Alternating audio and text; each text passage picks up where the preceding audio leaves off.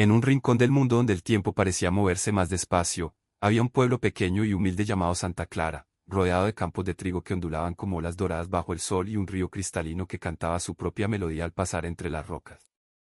Allí vivía Mateo Aguilar, un hombre de 35 años con el cabello oscuro salpicado de canas tempranas y manos ásperas marcadas por años de trabajo con la madera.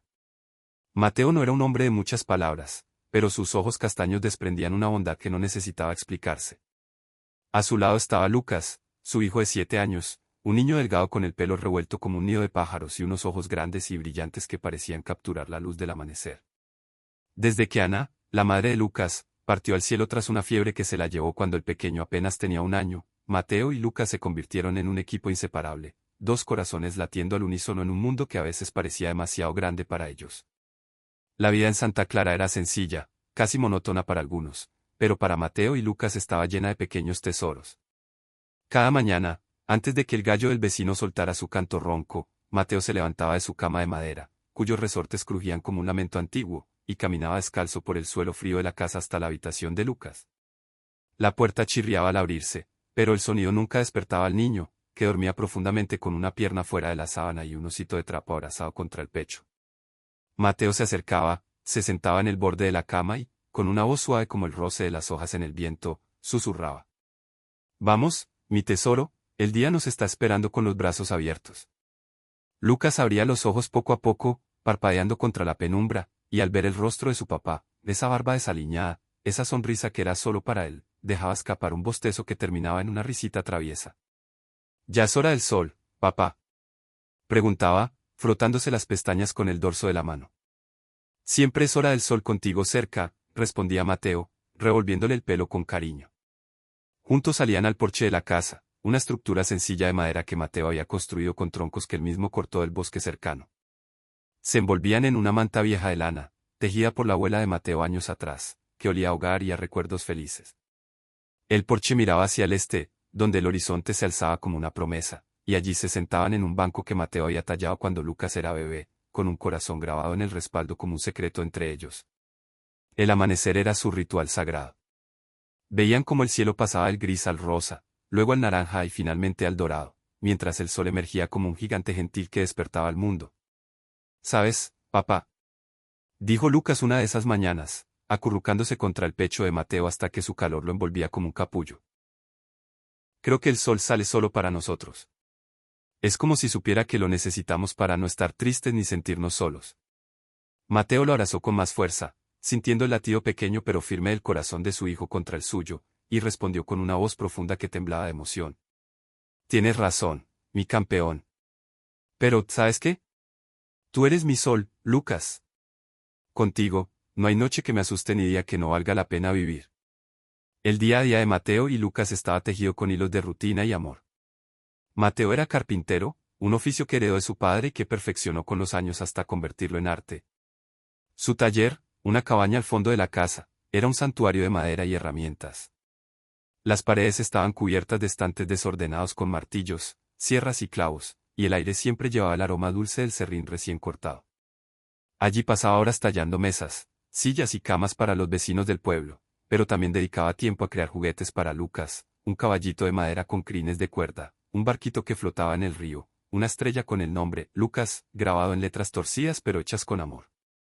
Lucas, por su parte, era su sombra. Correteaba por el taller con sus botas gastadas, dejando huellas de polvo y serrín por el suelo, e insistía en ayudar, aunque sus manitas apenas podían sostener las herramientas. «Papá, ¿me dejas tallar algo hoy?», preguntaba, con los ojos brillantes de ilusión.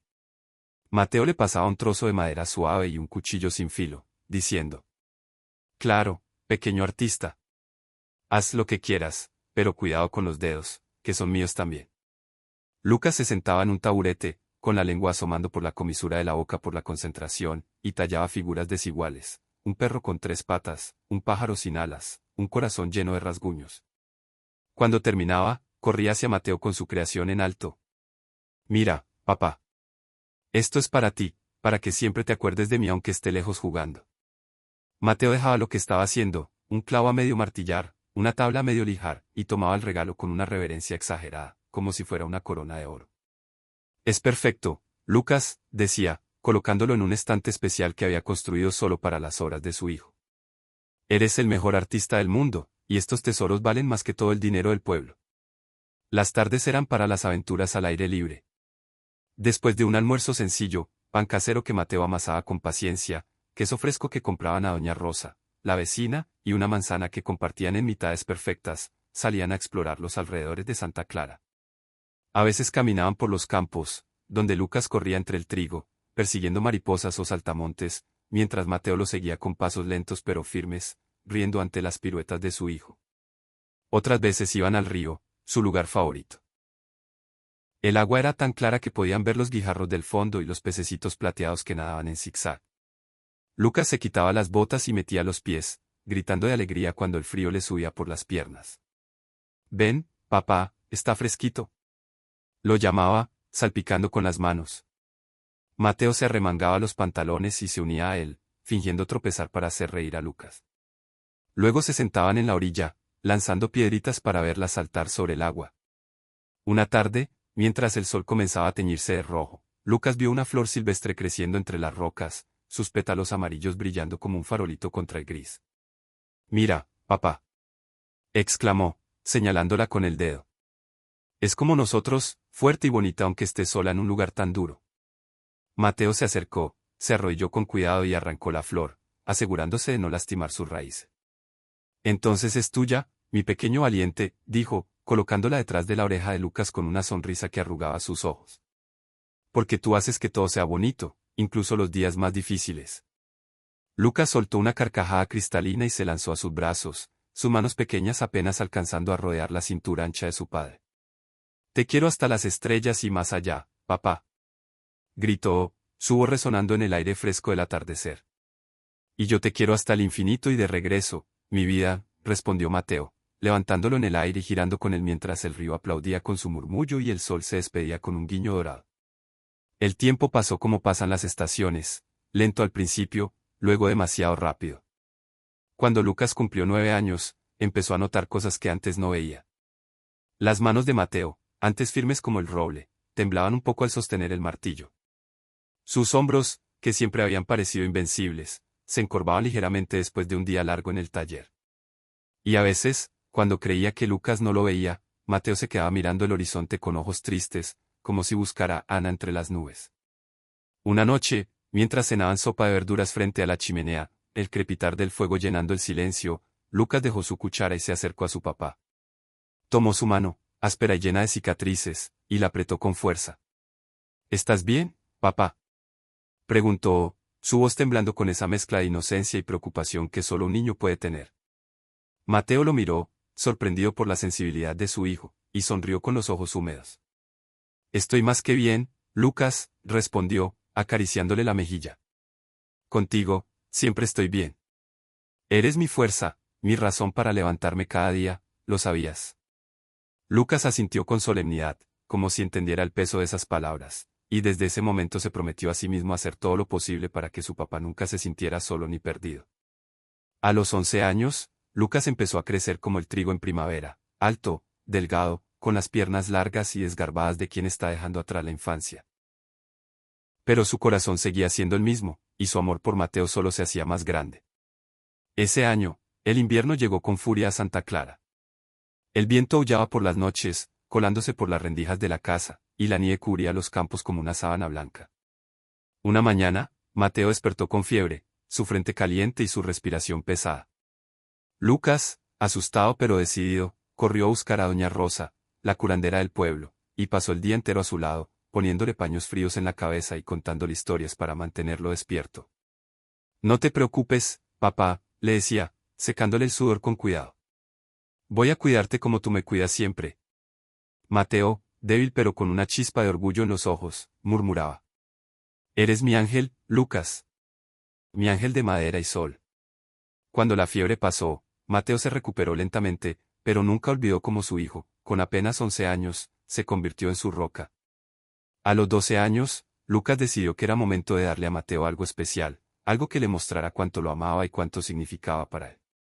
Durante meses, ahorró cada moneda que ganaba ayudando a los vecinos, cargando cubos de agua para la señora Carmen, recogiendo leña para don Pepe, llevando mensajes de un lado a otro del pueblo en su bicicleta oxidada. Con ese dinero, fue al mercado de Santa Clara y compró una caja de madera sencilla, apenas barnizada, pero con un olor a pino que le recordaba el taller de su papá. En casa, bajo la luz de una lámpara de aceite, tomó un clavo y grabó en la tapa, letra por letra, para el mejor papá del mundo. Tardó horas, y sus dedos terminaron llenos de rasguños, pero el resultado lo hizo sonreír. Luego, con un lápiz mordisqueado y una hoja de papel arrugada, escribió una carta con su letra infantil, llena de borrones y tachones, pero cargada de corazón. Querido papá, tú eres mi héroe.